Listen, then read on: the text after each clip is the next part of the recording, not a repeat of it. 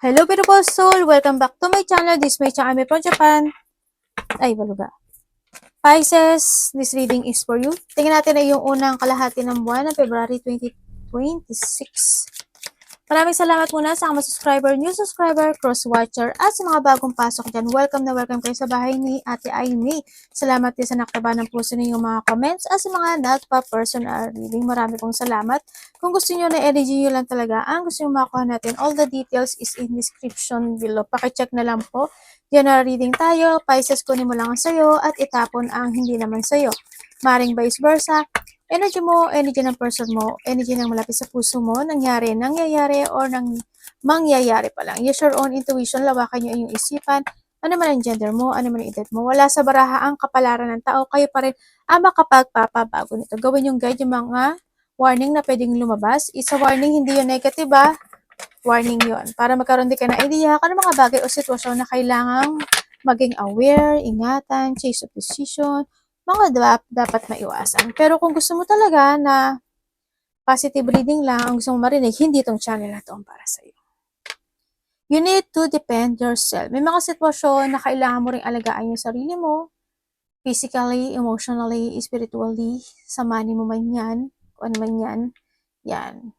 Kung nandun din yung iba sa inyo is nagkakaroon or magkakaroon or you're putting boundaries when it comes sa sarili mo, no? Maring nahandun ka sa point na yon. Or kung sa health issue is kinakailangan mo na rin na protektahan yung sarili mo kasi siyempre, ganun talaga, di ba? Maaring may mga maglalabasan na hindi magagandang mga pwede maka-affect sa health issue mo, di ba?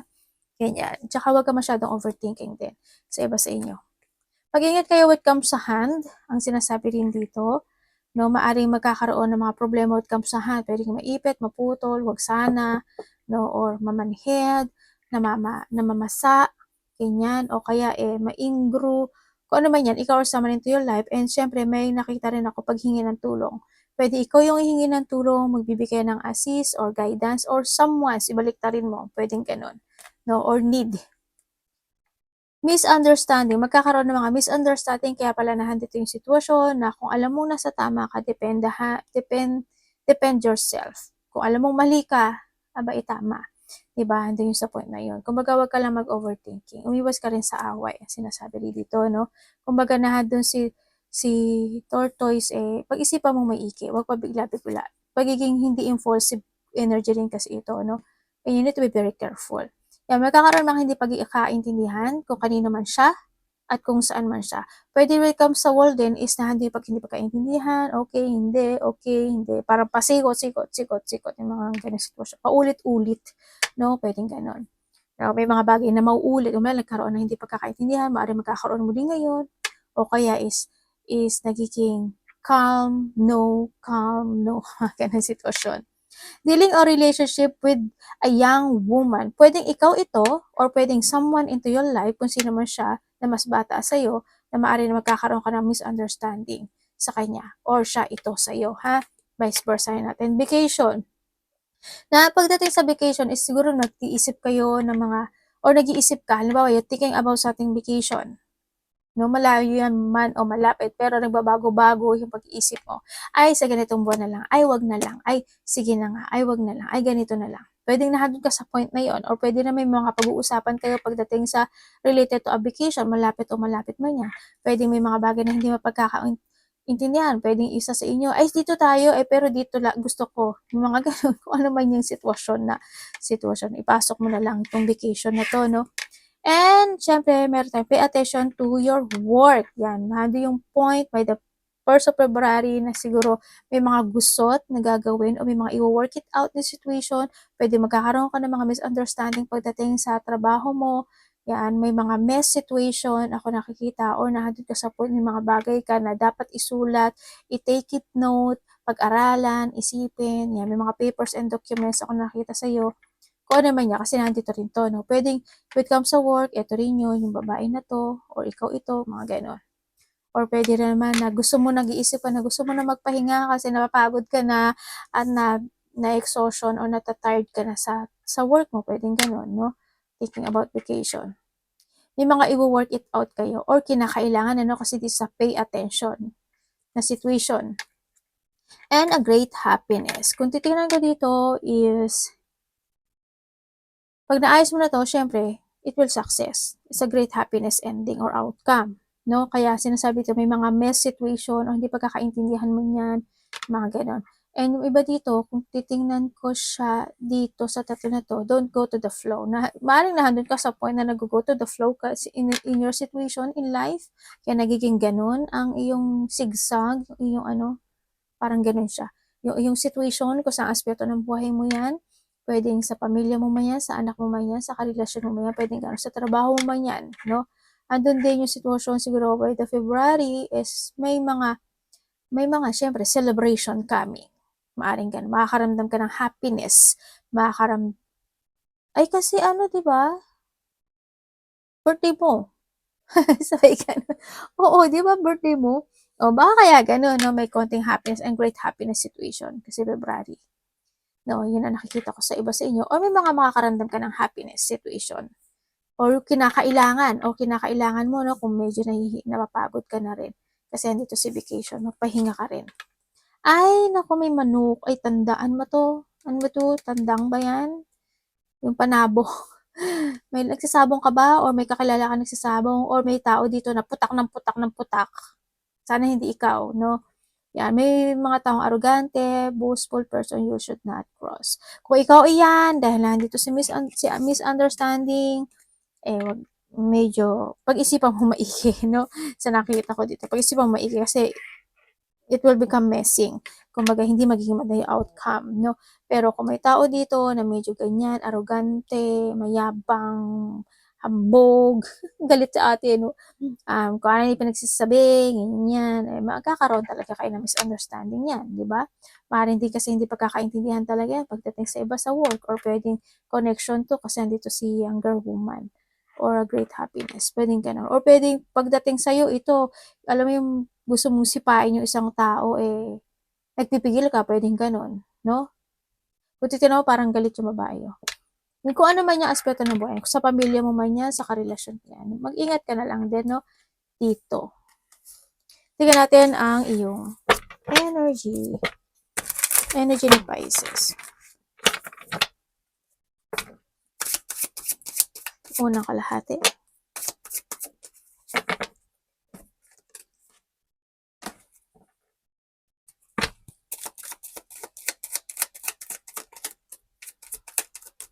Okay.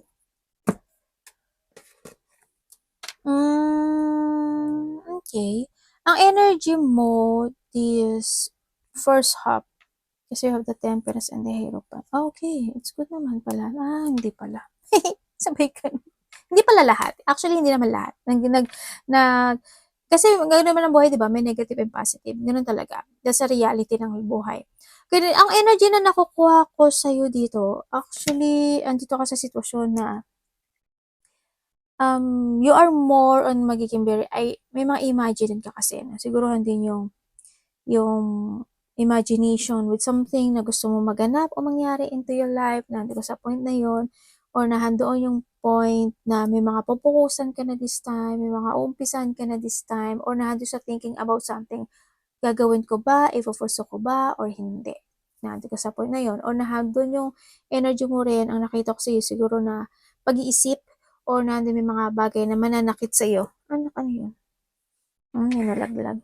Yun, pwedeng mananakit yung batok mo, likod mo, balikat mo, balakang mo, bandang likod. Maaaring may mga pain situation ako nakikita sa iyo. No? O may mga nakakaramdam na this time. And then, may mga sitwasyon din na parang magpipigil o magtitimpi ka by this first half. Nandun ko sa point. Pero yung iba dito, energy niyo parang it's more, alam mo yung pagiging, hindi yung confidence, no, sa sitwasyon mo, sa buhay mo. Hindi yung katatagan and hindi yung integrity in life pagdating sa iba sa inyo. May mga may magiging parang there's an idea situation ako nakita na you want to pursue. Sa iba naman sa inyo, magkakaroon ka ng connection sa isang lalaki. Hindi ko alam kung sino yung lalaki na to. Pwedeng kakausapin ka niya, pwedeng may sasabihin siya sa'yo, or may i-offer sa sa'yo or ikaw ang bibigay sa kanya ng offer ng something. Pero there's a connection with someone. Pero ito tayo, Aquarius, Gemini, Libra, Leo, Pisces, Cancer, Scorpio. Well, kung sino man siya, we have the Sagittarius and Aries din kasi dito sa sitwasyon. Kung sino man siya, no, na connected sa'yo. Anong parating kay Pisces? Magiging patient ka raw dito. Hindi ko alam why. Siguro it's more on patient. May mga patient situation.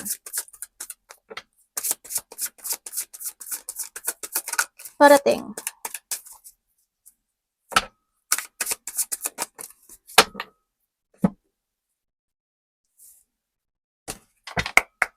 Pwedeng paki-explain. Parating. Devil! Tingnan mo, yung lumalabas devil. Pero, ay, death pala yun. Ay, devil nga, baluga.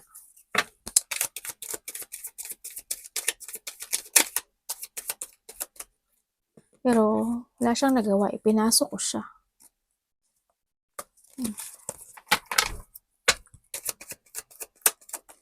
Parating sa iyo. Okay, parating sa iyo.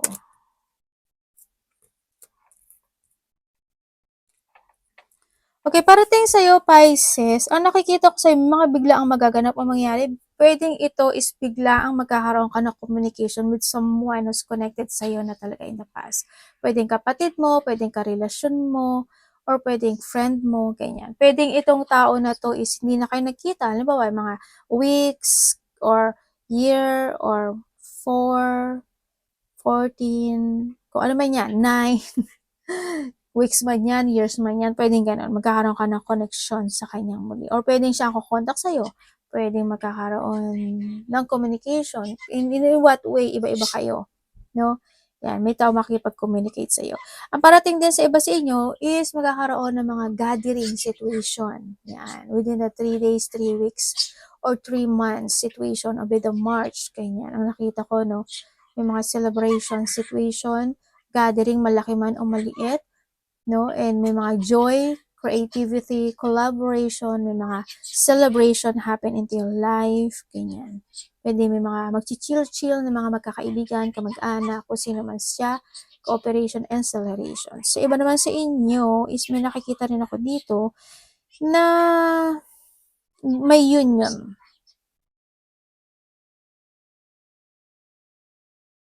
May tao? May tao dito, na okay yung connection nyo, pero madi-disappoint ka sa kanya or siya ito sa'yo. Babae. Hindi ko alam kung, kasi iba-iba to. Pwede siya a mother figure, or pwedeng ikaw ito sa kanya, or pwede din ito is a lover sa iba, babae man o lalaki. Basta connected siya sa'yo. Parang okay naman siya, tapos bigla ka magkakaroon ng disappointment sa kanya or makakaramdam ka ng sadness sa kanya.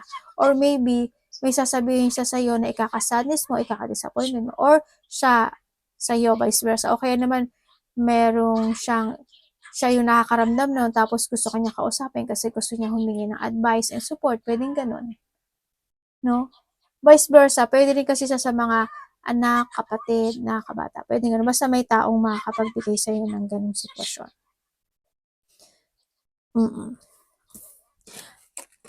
Pag-ingat. Bato ate, pinagsasabi ko. Nabubugkit tiro kasi ako eh.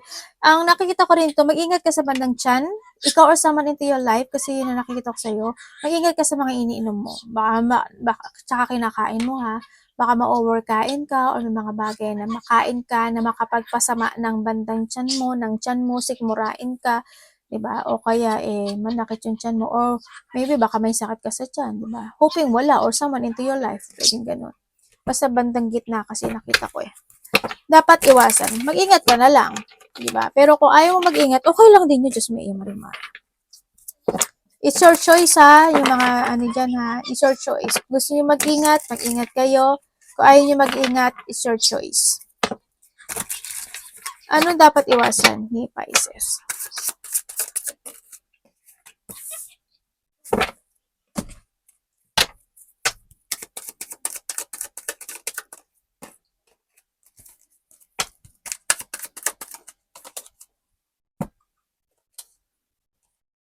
Uy.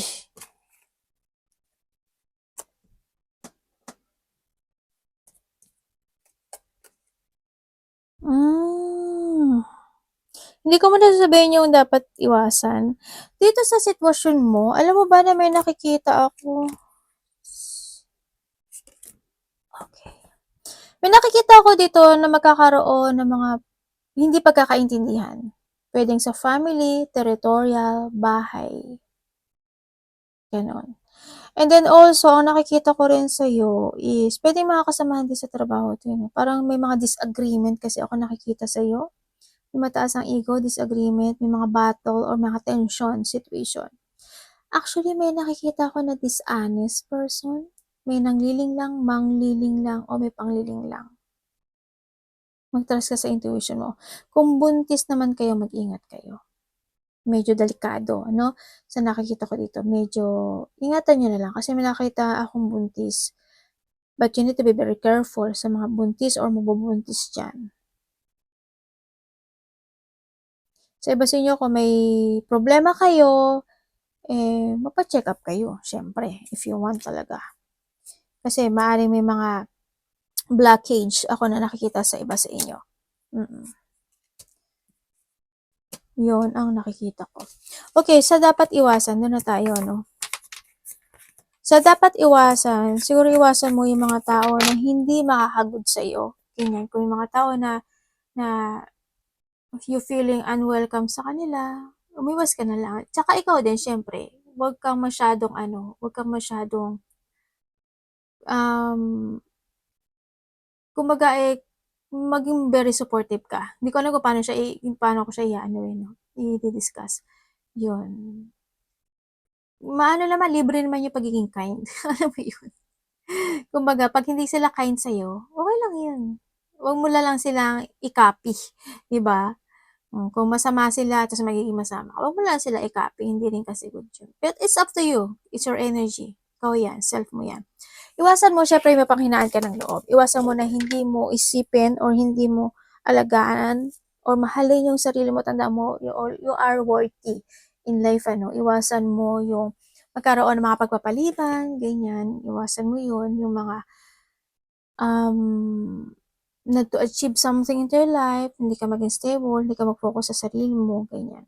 Iwasan mo yung pagpapabaya, iwasan mo yung being a bitter or mga taong bitter, iwasan mo maging makasarili or mga taong makasarili, iwasan mo ma-stagnant, tamarin, ganyan. Or yung mga taong mapangling lang, hindi totoo, ganyan. Iwasan mo na lang din. Siyempre, iwasan mo yung hindi mo i-pursue or not to keep moving to reach your goal. Kahit nagkakaroon ng blockage, i-force mo lang, go, go, go, go. Pagka nagkaroon ng mess, i-fix, di ba? And learn. Ganun lang yun. The more na nagkakaroon ka ng mga something unfulfilled situation, the more na marami kang matututunan sa buhay. Ganun lang yun. Let's go. Sa love. Iwasan mo yung mga conflict situation or mga pag-iisip ng mga bagay-bagay na hindi makakatulong sa iyo. Lahat, kapatid, anak, magulang, karelasyon, kaibigan, pamilya. May mga getting together ka, no? Ayan. May coming home, hindi ko alam. But there's a getting together. Celebration and getting together. Love, kapatid, anak, magulang, karelasyon, kaibigan, pamilya. Okay.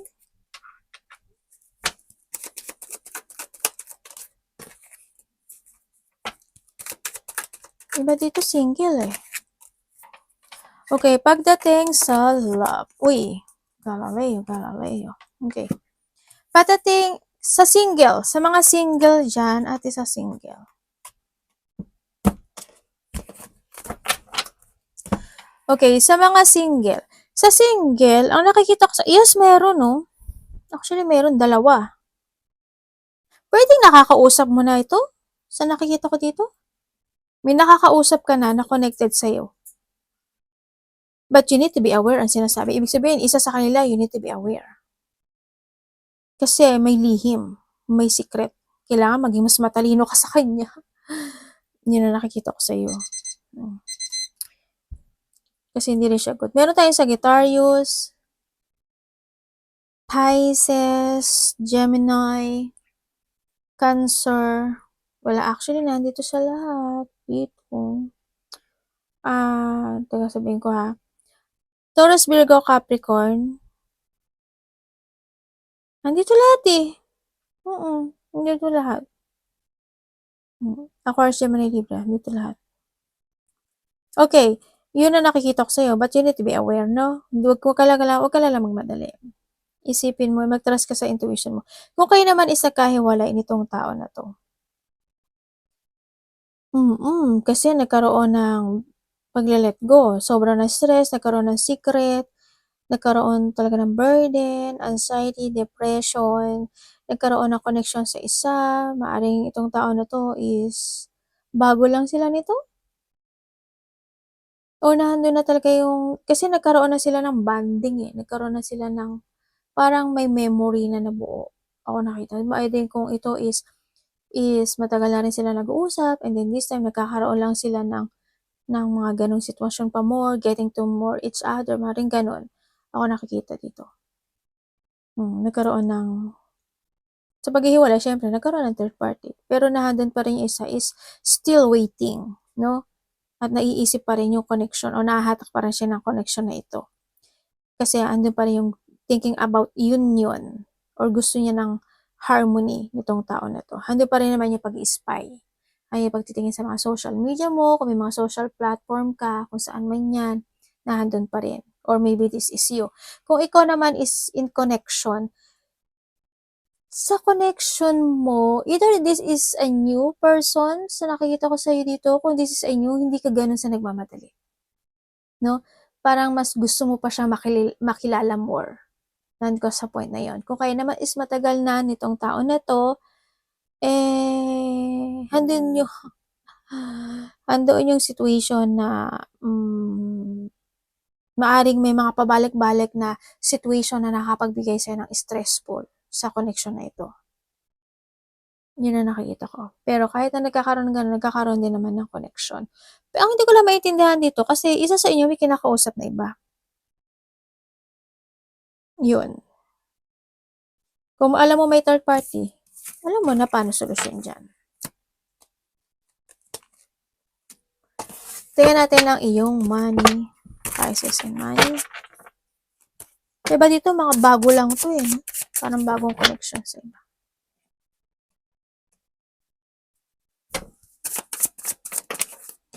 Money po niya.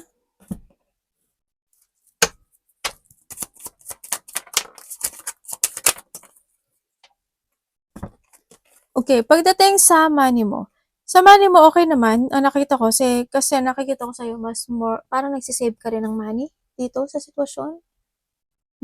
Mas nagsisave yung iba ng money, and then nandun naman yung fulfillment and kasiyahan pagdating sa money. Within the 3 days, 3 weeks, 3 months, or 3 years, mas more magiging maganda yung flow ng iyong money, no? Or maybe in the past 3 months na nangyari is naging maganda talaga yung flow. Pero dito, kasi sa nakikita ko dito, is unti-unti nagkakaroon ng pagbabago pagdating sa money mo. Medyo nagiging dark. Kaya medyo himasikpitan mo pa lalo, ano, pagdating sa pera mo. Kasi medyo nagiging dark. Hindi ko alam why. Pwede connected siya sa trabaho mo na hindi nagiging maganda yung flow, or if you have a business na hindi nagiging maganda yung flow sa mga kalagitnaan. Pwedeng ganun. Pero papunta siya sa downing, pagda-down. No? Yun, ang nakita ko. Mag-ingat ka lang sa pera mo kasi parang nalolos yung situation. No? Hindi ko alam mo eh, pero naglo-loss. Papunta siya sa dark place. Ingat na lang. Or pwede rin na kapag magkakaroon ka ng connection na mag-uusapan nyo yung pera, mag-ingat ka, uway ate, kasi may disloyalty connection ako na nakikita sa'yo pagdating sa money. Advice. Mag-ingat ka lang. Kung ayaw mo, wag lang. Hindi okay lang. It's up to you.